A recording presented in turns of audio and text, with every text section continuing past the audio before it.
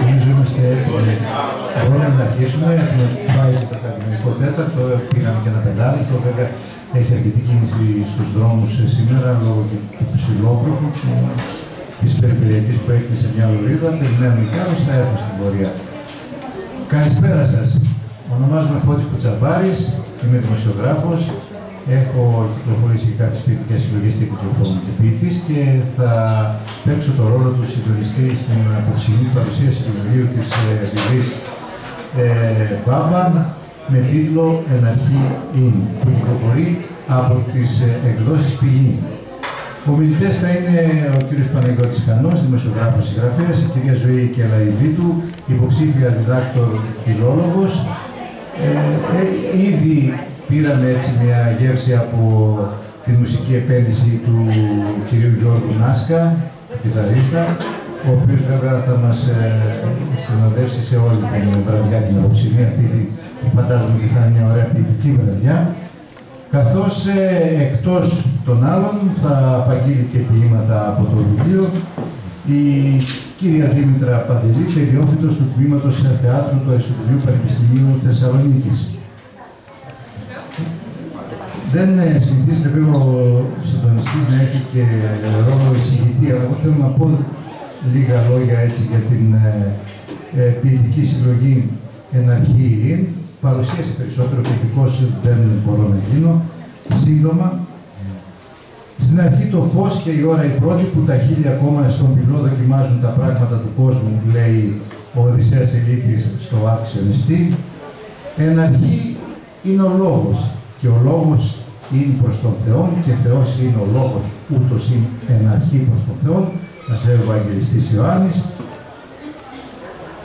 Εν αρχή είναι ο λόγος με τον οποίο οι άνθρωποι κυριαρχήσαμε στη δημιουργία. Γι' αυτό νομίζω ο Θεός είναι ο λόγος. Και η ποίηση είναι μέρος του λόγου, όπως τα ποίηματα της Βιβής Μπάμπα, που ενσωματώνει στους στίχους της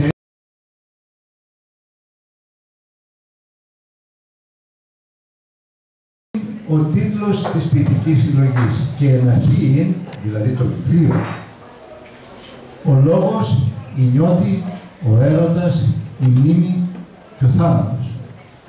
Είναι τα στοιχεία που συνθέτουν την ανθρώπινη ύπαρξή μας, κατά την Βιβλία. Είναι και οι ενότητες της ποιητικής συλλογής. Και θα ξεκινήσω αντίστροφα την μήνυ αυτή παρουσίαση από το τέλος προς την αρχή, από την τελευταία ενότητα προς την πρώτη. Είναι και βαριά και πιο τελευταία, και να μην κλείσουμε με αυτή. Εν αρχή είναι ο θάνατος. Αναρωτήθηκα, διαβάζοντας το ποίημα. Προφανώς είναι μια νέα αρχή για αυτούς που μένουν πίσω. Για αυτούς που κουβαλάνε τους νεκρούς τους, μέχρι να γίνουν οι ίδιοι αναχωρητές.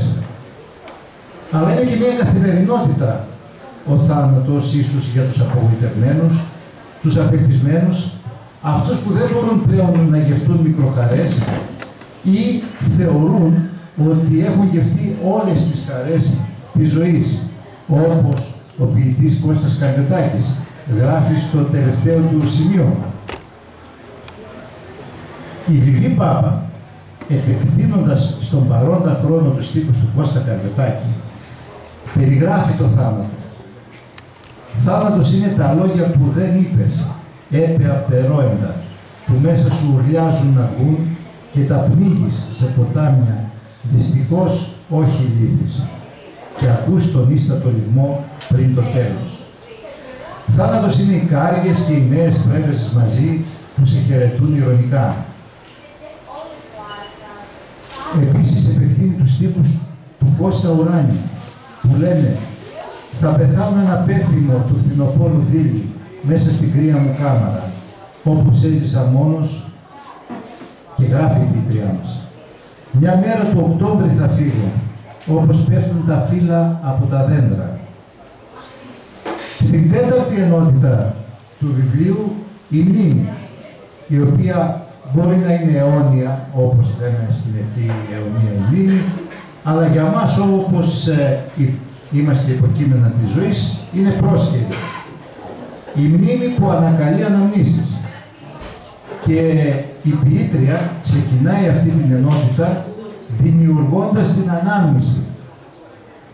Έτσι είναι ο τίτλος του ποίηματος που αφιερώνει στο παιδί της, για να κρατά πάντα την ανάμνηση, και αν με ξεγελάει ποτέ το μυαλό, οι αισθήσεις δεν θα με αφήσουν, λέει. Το ποίημα αυτό τώρα με προβλημάτισε πάρα πολύ λόγω ενός προσωπικού βιώματος, με το οποίο γνώρισα τελικά και θα την διαψεύσω ότι οι αισθήσεις μας αφήνουν και οι αισθήσεις. Αυτό όμως δεν θα το αναλύσω τώρα, ούτε θα το περιγράψω, ίσως κατηδίαν και ίσως άμα θέλετε στο τέλος έχουμε χρόνο θα το πω. Μετά το χρόνο η Βιβή Μπάμπα μετρά μνήμες ζωής με τις χαρακές που αφήνουν πάνω μας, με τις ρητίδες γύρω από τα μάτια, από το χαμόγελό μας. Στο ποίημα «Στιγμή» διακρίνω την αγωνία του Οδυσσέα Ελίτη, ο οποίος γράφει στο ημερολόγιο ενός αθέατου Απριλίου πως το παν εξαρτάται από μία στιγμή. Τη στιγμή ακριβώς που μόλις πας να την αδράξεις χάνεται.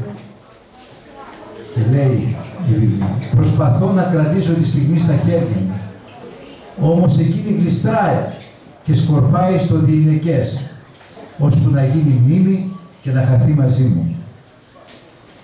Η Βιβή Μπάμπα κάνει διαδρομές στον χρόνο, διαδρομές στην ποίηση, διαδρομές στη μνήμη και ετοιμάζει νέα ταξίδια, μόνη ή μάλλον όχι μόνη, καθώς μαζί της ταξιδεύει και η σκέψη της, όπως γράφει, με το δικό της σώμα που μεταμορφώνεται στον χρόνο όπως όλων μας.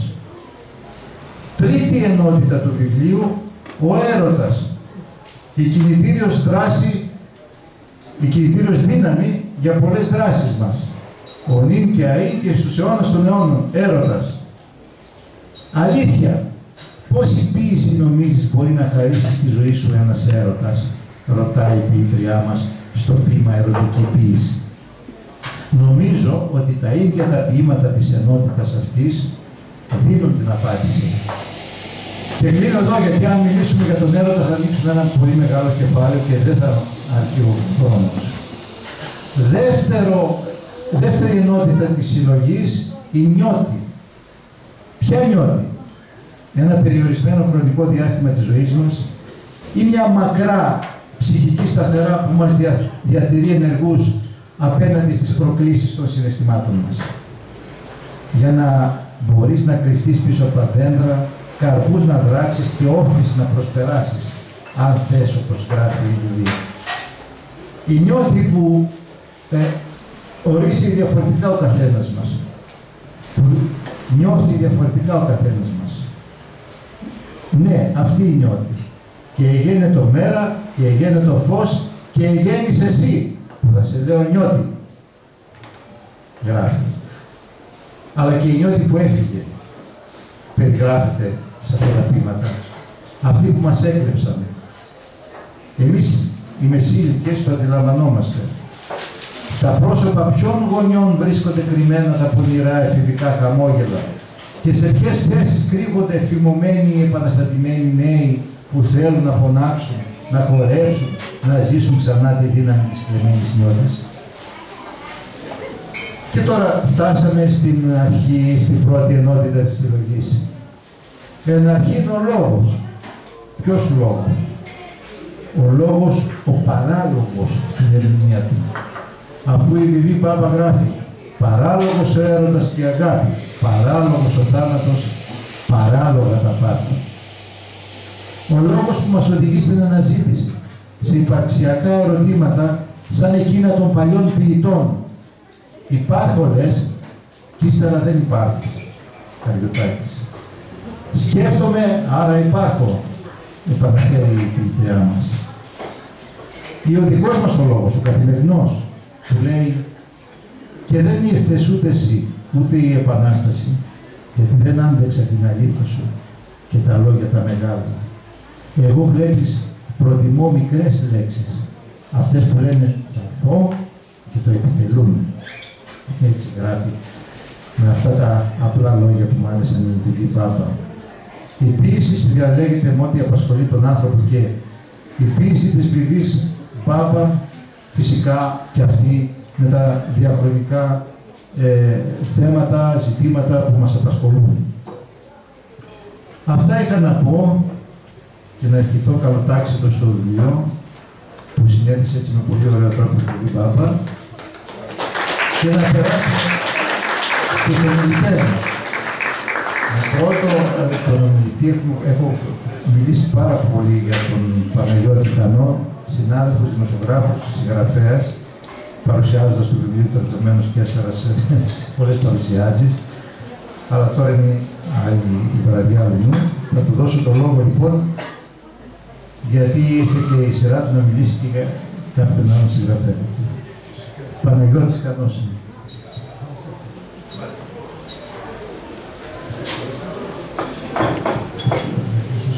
Α, ναι, βεβαίως, ναι.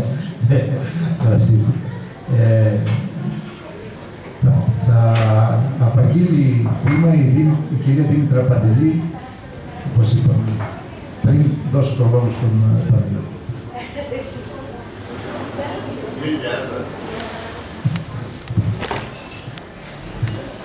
Αναμονή. Είπες πως θα έρθεις και εγώ περίμενα. Σαλβαδορική λεπτοδείκτες του πίνακα την ώρα, έλειωνα σε κάθε χτύπο μαζί με το γαλάζιο της τέμπερας. Η υπόσχεση μετέωρη θεωρούγιζε πάνω από το κεφάλι μου, βοβός ενοχλητικός στο τύπανο μέσα, σαν ουρά σειρώμενη κροταλία που ανακοινώνει το πέρασμά του. Η περιφερειακή πορεία υπερήφανης ανακοίνωσης. Έρχομαι για σένα. Κι εσύ δεν ήρθες. Είπες πως θα έρθεις και εγώ περίμενα, γιατί δεν είχα τι άλλο να κάνω, έτσι με είχε συνηθίσει. Να περιμένω αυτό που πρόκειται να έρθει, μέρον ανώτερο που τρέχω να πιάσω, και εκείνο κυλάει σε λαγούμια ραβύρινθου κριτικού, χωρίς μύτο και αριάνδη, μα και χωρίς το τέρας, που κρύφτηκε πίσω από τις σιτιές της κλαίουσας προξενήτρες, του πόθου και του πάθους σου σκιά.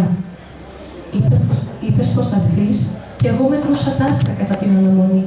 Δυο του θόρου του ημίφος, και τέντωνα τα χέρια να αγγίξω το άπιαστο, γιατί με είχες μάθει πως ουτοπία είναι το όνειρο που έρχεται πιο κοντά, και η Επανάσταση θα αλλάξει τούτο εδώ τον τόπο.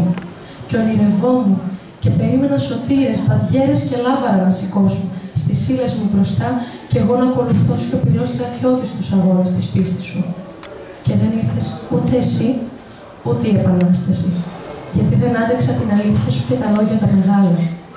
Εγώ βλέπεις προτιμώ μικρές λέξεις, αυτές που λένε θα έρθω και το επιτελούν. Μα ακόμα περιμένω να φανείς και με αυταρέσκεια να νιώσω πως κέρδισε μία μάχη σου.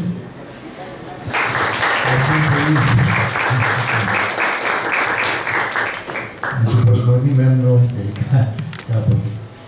Ο Παναγιώτης Χανός τώρα νομίζω να μιλάω με την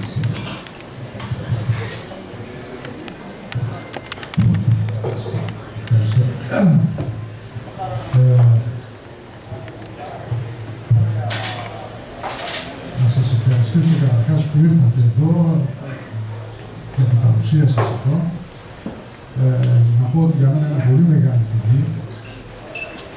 Ευχαριστώ θερμά την κυρία Βίβα για την ευκαιρία που μου έδωσε να προλογίσω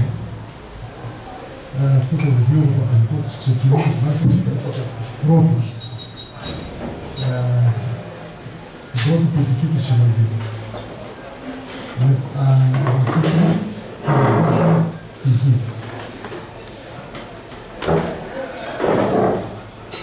Ένα αρχή είναι όταν ο χρόνος αρχίσει να μετρά και η σημερινή επίσημη είσοδος της ειδικής βάρδας στα ελληνικά γράμματα, αλλά πριν την καλωσορίσουμε, ίσως θα ήταν σκόπιμο και θα μου επιτρέψετε να ξεκινήσω από την ίδια, από το βιογραφικό της, διότι σημασία έχει περισσότερο ακόμη και από αυτά που γράφεις και από το ίδιο σου το έργο, να μάθουμε για αυτήν, για όσα δεν ξέρουμε ή για όσα δεν μπορούμε να φανταστούμε, κοιτάζοντας, διαβάζοντας τα θέματά της ή βλέποντας το πορτρέτο της, μια φωτογραφία που αποκομίζει την ευγενική της ορμηνία και το αρμενικό της πρόσωπο, αλλά δεν μας λέει πράγματα για την ίδια. Η κυρία Βάμπα λοιπόν γεννήθηκε στο Χάγεν της Γερμανίας από Έλληνες γονείς, αλλά μεγάλωσε στην Ελλάδα, όπου επέστρεψε σε μικρή ηλικία. Σπούδασε κλασική φιλολογία στο Αριστοτέλειο Πανεπιστήμιο Θεσσαλονίκης και στη συνέχεια έκανε εκεί το μεταπτυχιακό της πάνω στην ευρωπαϊκή λογοτεχνία και τον πολιτισμό. Με διπλωματική εργασία πάνω στη σημειωτική. Σημειωτική είναι πάρα πολύ σημαντική. Θα την τύχει να γίνω και εγώ λίγο μέτωπος της σημειολογίας. Με τον καθηγητή Γιώργο Βέρκο στο Πάντιο Πανεπιστήμιο και πραγματικά είναι δύσκολο να προσπαθείς να βρεις τις έννοιες και λέξεις και να φέρνεις βαθιά μέσα τους, αλλά είναι όμως και μεγεθυντικός. Παράλληλα, έχει εκμορφωθεί η κυρία Βάμπα στην εκπαιδευτική ψυχολογία και στη συμβουλευτική. Τώρα, δεν σας τα λέω αυτά, ενδεχομένως περισσότερα τα γνωρίζετε, αλλά σας τα λέω γιατί έχει σημασία να δούμε λίγο πιο βαθιά και να συνδυάσουμε τα πρόσωπα, το πρόσωπο, γιατί για το συγκεκριμένο πρόσωπο είναι αφιερωμένη η βραδιά, με τις λέξεις. Με την ποίηση. Η κυρία Βάμπα εργάζεται ως εκπαιδευτικός στη δευτεροβάθμια εκπαίδευση, αγαπά την διδασκαλία, τις τέχνες, τον αθλητισμό και από τη θέση αυτή προσπαθεί να μεταδώσει στους μαθητές της τη μεγάλη αγάπη που τρέφει για τη λογοτεχνία. Μια αγάπη όμως που σαν τρίτεκνη μητέρα, ένα μεγάλο μερίδιο αυτής της αγάπης, το εκφράζει και σαν μια αποστολή, σαν ένα καθήκον προς την οικογένειά της, καθώς οφείλει να είναι πνευματική σύζυγος, να φροντίζει τον σύντροφό της, να μεγαλώσει με αρχές στοργή, αγάπη και τρυφεράδα τα τρία της παιδιά. Την Βαβή Βάμπα δεν την ήξερε. Γνώρισα μέσα από τις διηγήσεις των παιδιών μου, τις μαθήτριες, οι οποίες σήμερα κακώς δεν είναι εδώ, κάπου το βρίσκονται, την Αγριάδη και την Ελισάβετ. Και από εκεί, από τις δικές της διηγήσεις που γνώρισα, και παρά τις περιαντιθέτου απόψεις, πιστεύω ότι τελικά δεν είναι σπάνιο πράγμα να αγαπάς μέσα από την καρδιά σου, τη δουλειά σου και να την κάνεις σωστά. Το σπάνιο είναι να έχεις και ταλέντο. Να έχεις ταλέντο δηλαδή σε αυτό που κάνεις. Να είσαι γεννημένος ή γεννημένη γι' αυτό. Και μπορώ να πω, αν πιστέψω, μου ότι η Β' Μπάμπα είναι μια χαρισματική φιλόλογος και μια εκπαιδευτικός και εξαιρετική μεταδοτικός. Έναν περίεργο, αλληλογραφικό τρόπο, μάλλον λίγο στο ευρωπαϊκό στυλ του ευρωπαϊκού τύπου, αλλά όμως εκπληκτιστικό. Και είναι μια ψυχή ταγμένη σε αυτή τη σώμα της, σε αυτό το σκοπό. Ωστόσο, στο βάθος της ψυχής της ίδιας, όπως όλοι μας,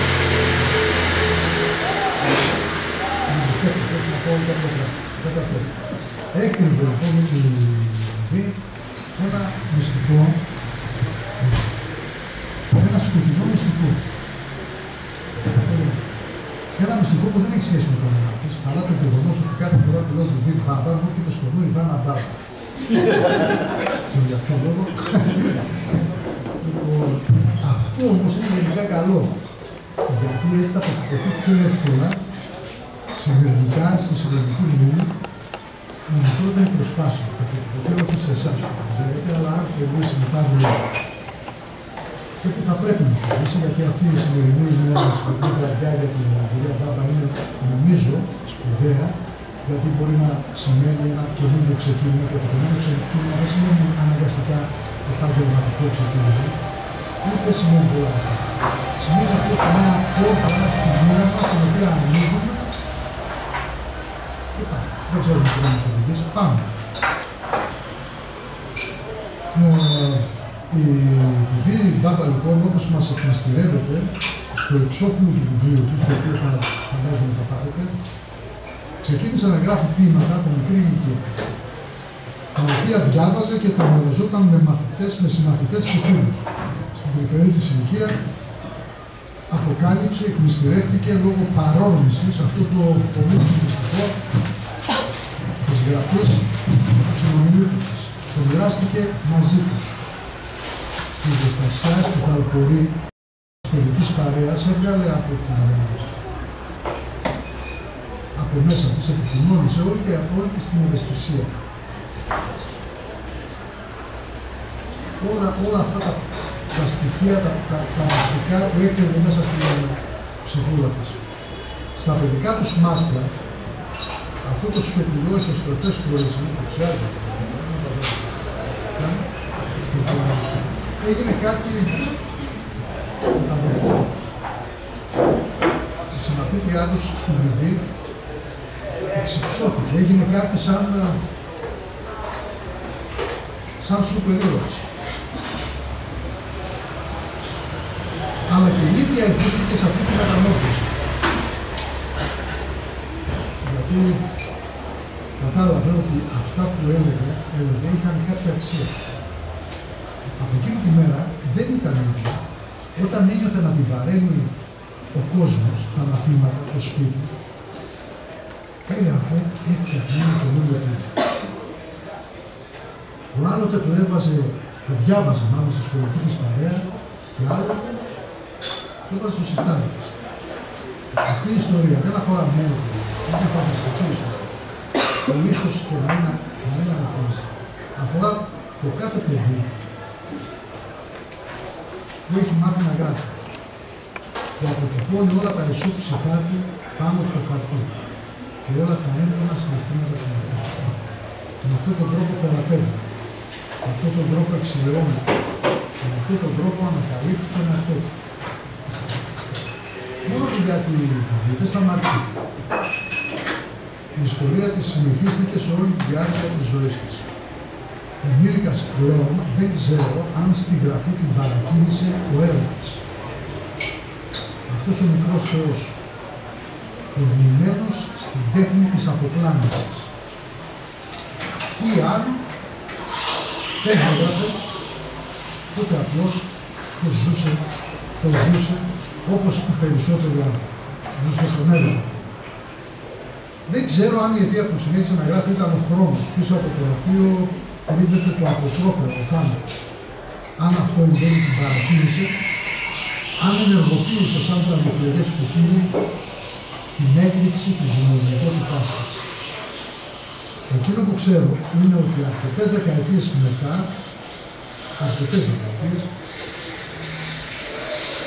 είχε πολλά να πει μέσα από την ποίησή της και τα έργα. Απόδειξη είναι το συνολικό της κόλλημα, ένας καρπός του χρόνου. Λέει ο William Blake, ο σοφότερος των Αγγλοσαξών, κατά την άποψή μου, ο πρίγκιπας των ρομαντικών ποιητών. Λέει ότι η αιωνιότητα είναι ερωτευμένη με τους καρπούς του χρόνου. Δεν χρειάζεται να πει. Όμως, απαντάει ποιήτρια και λέει «Μετρώ το χρόνο στα σημάδια που αφήνει το κορμί μου, εργαλείο που δέχτηκα για να γνωρίσω τον κόσμο, γήινο και εφήμερο. Σε κάθε κύτταρό μου, μετά αντίστροφα τα σημάδια που υπολείπεται να μου χαρίσει μήνες ζωής και κοιμήλια θανάτου, αργά και σταθερά όσο μετά». Όμως, το βάρος του χρόνου έχει αρχίσει να είναι ανελαίητο και για την πίεση. Όχι μόνο για τον κόσμο του έξω, με τον οποίο γράφει και ο οποίος και μέσα της εμπεριέχει. Βλέπει τα σημάδια που αφήνουν πάνω στο κορμί, στο σπίτι της ψυχής, στο εφήμερο σαρκείο μας και τα παρατηρεί με θλίψη. Πόνο και νοσταλγία. Μια νοσταλγία που τραπάει το μυαλό. Μα με αυτό το σώμα μεγάλωσε, άλλαξε και μεταμορφώθηκε από παιδί σε ενήλικα, από άνθρωπο σε μάνα. Με αυτό το σώμα πορεύτηκα και προχωρώ ώσπου να τα αφήσω αφού ευχαριστήσω για τις στιγμές που έζησα. Ο χρόνος, όταν είναι μεθυσμένος από τα νιάτα και τον έρωτα, διαγράφει καμπυλόγραμμες στοχές. Στην πραγματικότητα όμως, κινείται μπρος πίσω, μπροστά πίσω, σε μια ευθεία γραμμή. Η αναμονή πάλι, όταν το ζητούμενο είναι ο έρωτας, είναι ένας νεκρός, χαμένος χρόνος. Χαμένος. Εκεί κρύβεται η προσδοκία της ζωής, εκεί όμως παραδοχή και το αίσθημα της απώλειας. Είναι ένα ντέρμπι με αμφίροπο αποτέλεσμα. Μας αποκαλύπτει η Πίτρια. Είπες πως θα έρθεις, και εγώ περίμενα, σαλβαδορικοί λεπτοδείκτες στο πίνακα την ώρα. Έλειωνε σε κάθε χτύπο μαζί με το γαλάζιο της τέμπερας. Υπόσχεση μετέωνα. Φτερούγιζε πάνω από το κεφάλι. Βουβός, ενοχλητικός, στο τύμπανο μέσα. Σαν ουρά. Σιρώμενη προταλία που ανακοινώνει το πέρασμά του υπερφύαλη πορεία υπερήφανης ανακοίνωσης. Έρχομαι για σένα. Και δεν ήρθες.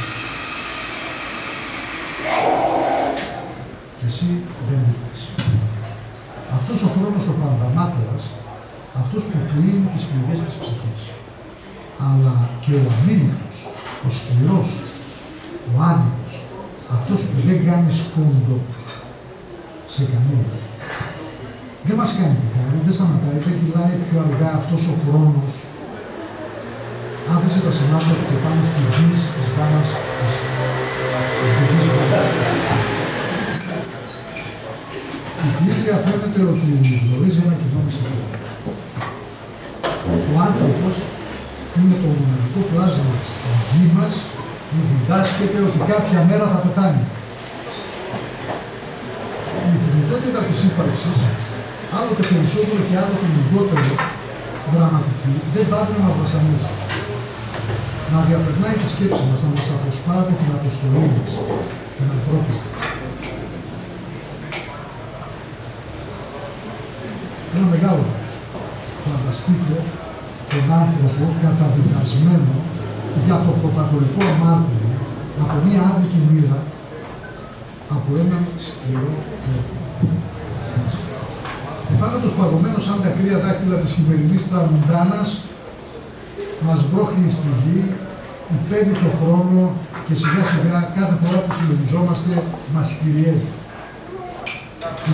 Η ποιήτρια κάνει διάλογο με τον τραγικό αλλά γοητευτικό αιώνιο έφηβο προς τα καρδικά του. Λέει ότι ο θάνατος είναι κάποιος που εκτέλει στο θάνατος και στα παραμύθια. Θάνατος, οι γυναίκες πανταχτούνται σαφώς να καθαρίζαμε παιδί. Και απαντάει η ποιήτρια, θάνατος είναι ο κάθε χωρισμός, μικρός ή παντοτινός, με μάτια που ήθελες να βλέπεις, με χέρια που ήθελες να αγγίξεις, με λόγια που ήθελες να πείσεις. Σε αυτούς που ήθελες να έχεις κοντά, ο θάνατος, αυτός ο θάνατος, σας χωρίζει. Ο έρωτας, ο χρόνος και ο θάνατος. Η περιουσία του ήλιου μας είναι αυτή που ταράσσεται γύρω και πάνω από αυτές τις τρεις βασικές παραμέτρους της ζωής. Ο έρωτας, ο χρόνος και ο θάνατος. Η επιλεκτική συγγένεια των ανθρώπων της διανόησης, το τρίπτυχο που βρίσκεται στον πυρήνα της σκέψης των συγγραφέων και των ποιητών όλου του κόσμου. Βεβαίως εξαρτάται πώς θα το εκφράσω. Αυτό δίνει την ποιότητα και στο περιεχόμενο του έργου τους. Δεν σας κρύβω ότι αυτό το τρίπτυχο τυράννησε και με βασάνισε. Στο τελευταίο βιβλίο μου, και γι' αυτό αισθάνομαι και μια επιλεκτική συγγένεια με την ποιήση της Βουδής Μπάμπα, το βιβλίο ότι για μένα και για την Βουδή ίσως, εγώ είμαι ένα ερωτηματικό, ο έρωτας μπορεί να νικήσει το θάνατο. Σε αυτή την αιώνια πάλι των δύο βασικών πυλώνων της ύπαρξης, του έρωτα που φέρνει τη ζωή και του θανάτου που την παίρνει, ποντάρει η ίδια όλα τα λεφτά στον έρωτα. Και ας μην το ξέρετε. Στο καλοκαίρι, σε ένα από τα ωραιότερα ελληνικά πείματα που έχω διαβάσει, δεν είναι εδώ, διαβάζω. Κολλάει το σώμα. Ονειρεύεται φοινικορινάδια να τα αναψοκοπημισμένα μάγουλα μαρτυρούν πως πάντα θα περιμένει. Το καλοκαίρι να έρθει. Ήρθαμε στο δωμάτιο να ζεσταίνει τα σώματα που το χώρο πίσω του. Αξίζει συγχαρητήρια η δύο Παύλα, διότι εκτός από χαρισματική εξαιρετικός διαθέτει το ταλέντο της ποιήσης. Ένα μεγάλο έργο στην ποιήτρια, διότι είχε την τόλμη και την ορμή να εκθέσει τον εαυτό της σε κοινή θέα. Να ξεγυμνωθεί κυριολεκτικά μπροστά σας. Το έκανε. Το τόλμησε. Να εμφανιστεί ένα τα χρυσά της και ένα τα κακά της. Διότι η πιο ριζοσπαστική πράξη στη ζωή είναι να ακολουθήσεις τον μονοπάτι σου. Τη ρωτή σου όσο κι αν τη ζωγέννησες. Όσο κι αν την έδαψες στα βάθη του ασυνείδητου. Όσο κι αν προσπάθησες να την εισμονήσεις. Να πεις ότι υποχρεώσεις το καθήκον, άλλα πράγματα είναι σημαντικά στη ζωή. Άλλα έχουν αξία. Εκείνη δεν σε εξάρτησε. Εξακολουθεί να είναι ζωντανή. Εξακολουθεί να αναπνέει μέσα σου. Εξακολουθεί να είσαι εσύ. Κατά τη γνώμη μου, δεν υπάρχει μεγαλύτερο έγκλημα από το να την αγνοήσεις. Μοναδικό δικαίωμα και η υποχρέωσή σου είναι να τη σέβεσαι. Αγαπητοί μου πάντα, με μεγάλη χαρά και ακόμα μεγαλύτερη τιμή, χαιρετίζω την παρουσίαση για τη συμμετοχή σου στα ελληνικά.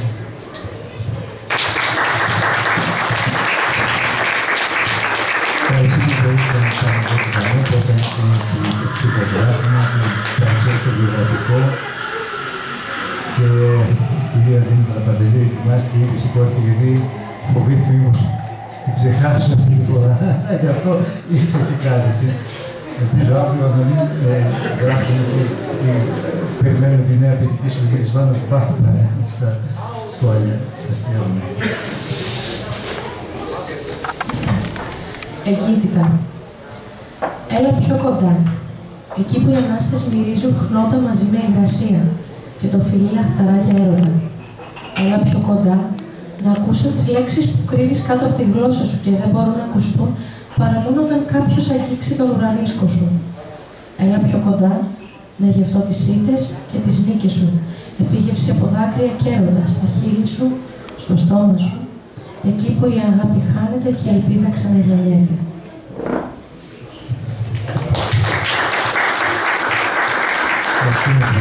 Λένε ότι οι συγγραφείς ποιητές είναι οι εραστές του λόγου, γιατί σε εισαγωγικά τώρα βάζουν χέρι με την έννοια ότι παίζουν τις λέξεις, τις δερματώνουν, φτιάχνουν και καινούργιες. Οι φιλόλογοι είναι οι φίλοι της ποιήσης, έτσι, το είπε και ο Μαρονίδης Κάβος. Οπότε νομίζω ότι η φιλόλογος και υποψήφια διδάκτορη, η κυρία Ζωή και Λαϊδίτου, θα πει ενδιαφέροντα πράγματα με την γραφή της Βιβής Μπάχτα. Θα σας ακούμε.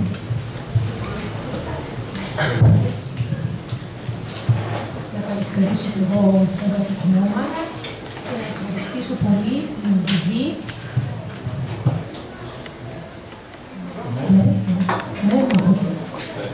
Να ευχαριστήσω θερμά πάντως και σε μένα την ευκαιρία να πω δύο λόγια όταν είναι έτσι τόσο βαθιά συναισθηματική η κριτική της συλλογή. Εν αρχή είναι ο λόγος αυτό. Λέξεις, ομιλία, αρκελογική, περίσκεψη. Καθώς λέξεις είναι οχήματα ιδεών. Έναρκτος και γράφητος λόγος. Ιδέες που δουλεύτηκαν από την δική μας κόμμα συλλογία, όταν αφήχθηκες ακόμα, συναντιόμασταν στα διαλύματα για να μας απαγγείλει η Βιβή τα πρωτόλα της, τα πρώτα της ποιητικά σκεπτήματα, όταν δεν ήταν απόλυτη ανάγκη να μου εξηγήσει κάτι στη γεωμετρία και στη φυσική. Φύση λοιπόν θετική, αλλά και βαθιά ποιητική, η Βιβή κατόρθωνε ανέκαθεν να ανακαλύπτει τη συμμετρία στη ζωή και στο λόγο. Και να που ήρθε η ώρα, ο λόγος αυτός να πάρει σε άκρη κλωστά, να ξετυλίξει την αρχή το νήμα της ανθρώπινης ζωής και να αποτυπώσει τις μυστές σκέψεις της, τις υπαρξικές της ανησυχίες, να αποκαλύψει όλα εκείνα που την προβλημάτισαν από καιρούς, όλα εκείνα που σε διάμεσαν στο μυαλό και στην ψυχή της, πρόσωπα, γεγονότα, καταστάσεις, που σηματοδότησαν με τον ένα ή τον άλλο τρόπο τη ζωή της. Ο ποιητικός λόγος της Βιβής δίνεται με διακριτικότητα και χάρη, χωρίς καμία ευχαρίστια, χωρίς πομπόδεις ρυθμούς, χωρίς καμία μονοτονία, παρότι είναι μια ποιήση αξιώσιμη. Με γλώσσα λιτή, καλοπληρωμένη και εξαιρετικά πολύσιμη, η ποιήτρια μας εισάγει στον ποιητικό της κόσμο, έναν κόσμο που βρίσκεται από στατιστική διάκριση, βιωματική εμπειρία, συνειδησιακή ροή, εικονοκλαστική δύναμη, ενώ ταυτόχρονα απέχει από την έντονη αυτοαναφορικότητα που συνήθως διαπλέει τέτοιου είδους ποιητικά. Τα ποίηματά της αρχίζουν να αναγνώσουν μια έντονα γλυκόπικρη γεύση, έτσι ακριβώς όπως είναι η ζωή, αφού στην ουσία το αυτή πρόκειται. Η ευαισθησία, η εσωτερικότητα και η ευαισθητικότητά της στην ουσία του καθημερινά των θυμάτων που επιλέγει, είναι τα ερίσματα πάνω στα οποία καθορίζεται στον κοσμό της, τον οποίο λέγονταν με τους σύνολους υπέροχοι. Με καμβά λοιπόν τα αιώνια υπαρξιακά ερωτήματα, ορισμένα σε 5 ενότητες, λόγος, νόση, έρωτας, μνήμη, θάνατος, η ποιήτρια λογοπλέει, άλλοτε αναζητώντας και άλλοτε δίνοντας απαντήσεις στα ερωτήματα αυτά, τις οποίες συνθέτουν ένα υλικό σημασίας, την αγάπη. Η Βιβή αγαπά και νοσταλγεί. Αγαπά τη ζωή, αγαπά και νοσταλγεί το σπίτι της νιώτης, που βλέπει καρπούς και προσπερνά όπλας. Έτοιμη να αντιμετωπίσει κάθε εξουσία καθεστώς. Αγαπάτε και την ειδική δύναμη του έρωτος. Δηλαδή, πώς η ποίηση μπορεί να χαρίσει στη ζωή μας ένας έρωτας, αναρωτιέται και συνάμα θαυμάζει την ίδια. Και πόση διάρκεια μπορεί να έχει αυτός, μπορεί και για πάντα να είναι μια στιγμή εκείνη που κρατούμε σφιχτά το αντικείμενο του πόθου, να μην το χάσουμε. Αγαπά την ικανότητα του νου να θυμάται στιγμές στο βήμα των οποίων βρήκε τον παράδεισο. Στιγμές που τη συντρόφευσαν στο ταξίδι της ζωής και για τις οποίες είναι ευγνώμη. Ίσως γι' αυτό της αρέσει τόσο πολύ να ταξιδεύει και να θυμάται. Να θυμάται και να ευχαριστεί για τις στιγμές που δέχτηκε. Στο τέλος αυτού του ταξιδιού, προορισμός των μετάφραστων για τον καθένα μας είναι ο θάνατος. Ο θάνατος εργάζεται πάνω μας συγχρόνως με τη ζωή, όπως πολύ εύστοχα είπε ο Δεδοπλής και όπως πάρα πολύ εύστοχα επιμέσθηκε και η Πίτρια. Ο θάνατος είναι η ζωή που κοιτά κάθε μέρα και σε φέρνει πιο κοντά στον ίδιο. Και είναι αυτή ακριβώς η καθαρή επίγνωση της θνητότητας που βοηθεί την Πίτρια στη δημιουργική έκταση και δραστηριότητα. Δραστηριότητα μητρική, συζυγική, εκπαιδευτική και επισήμως πια και ποιητική. Αυτό που κατάφερε η Βιβί είναι να δει ο αναγνώστης όχι μόνο τη δική της αντιμετώπιση στο έργο της, αλλά κυρίως τη δική του. Προσφορά να ευθύνεται σε εκείνους δύσκολους με τους δικούς μας, όπου η ενδοσκόπηση και η ανατομία της ανθρώπινης ψυχής είναι κάτι πολύ επίπονο. Καλοπόρευτο έχουν να είναι το βιβλίο στο βιβλίο και να βρει εκείνες τις ψυχές που θα σκεφτήσουν όταν φτάσουν λόγο.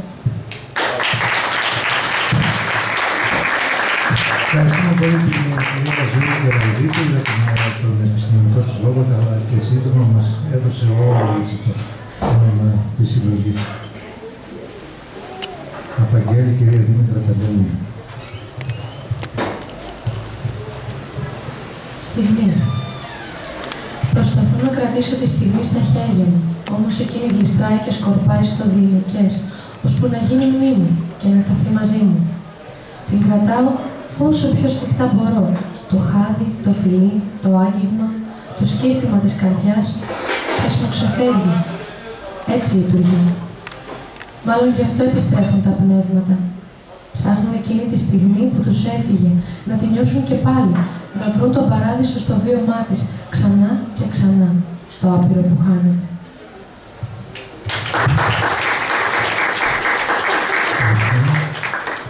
Και τώρα η κυρία Βιβί Μάμπα θα μας εξηγήσει τους λόγους που συνέγραψε αυτό το βιβλίο και την πορεία ως εδώ.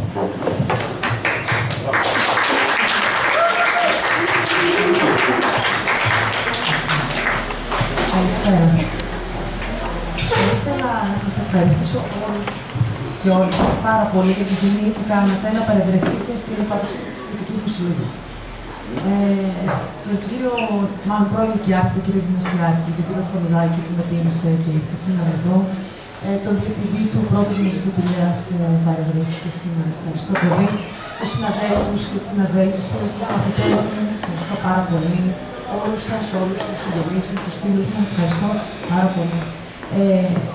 Να ευχαριστήσω τους ομιλητές, τον κύριο Κουτσαμπάρη, που με δέχτηκε να συντονίσει στην παρουσίαση, που με βοήθησε πάρα πολύ με την οργάνωση της βραδιάς, τον κύριο Χανό, που μίλησε τόσο ωραία και επίσης με βοήθησε με τις προτάσεις και τις συμβουλές του, πώς να οργανώσουμε τη βραδιά.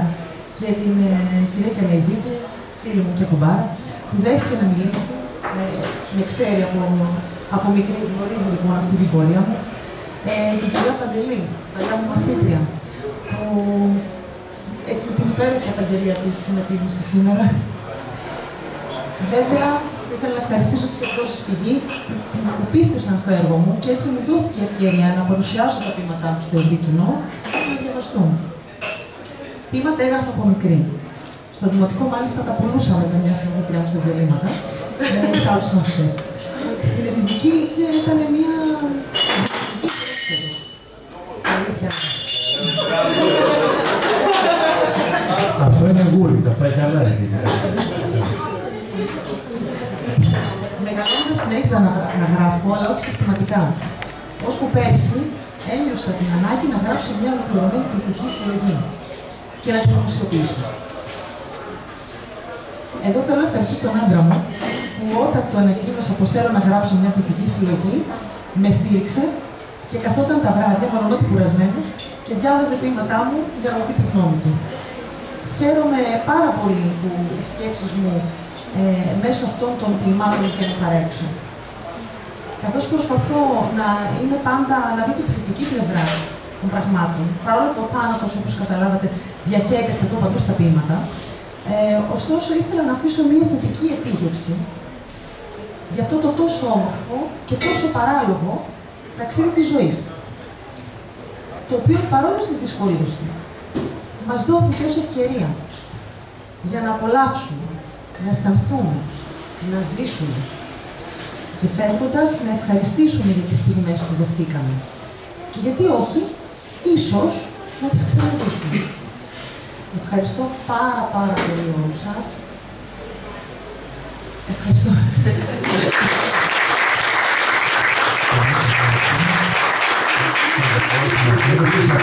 Κατάφερες και έβγαζες χρήματα από την ποίηση από την πολύ μικρή. Τι να πω. Πάνε να πει ότι κάτι θα πάει καλά. Λοιπόν, τώρα θα δεχτούμε ερωτήσεις, δηλαδή ποιήτρια.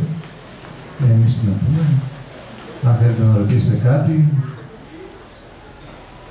ποια είναι η έμπνευσή της, εγώ. Εντάξει, λοιπόν, τότε θα σας ευχαριστήσουμε για την παρουσία σας. Ο κύριος Γιώργος Νάσκας θα μας κρατήσει και στη συνέχεια συντροφιά, γιατί η Βιβί Μπάμπα θα παραμείνει για να υπογράφει αντίτυπα του βιβλίου, που μπορείτε να, νομίζω έχει κάπου, έτσι, να προμηθευτείτε, εκεί. Μπορείτε να προμηθευτείτε, να υπογράφει, να κάνουμε και συζήτηση, να πιούμε το κρασάκι μας και να συνεχίσουμε την ωραία αυτή βραδιά.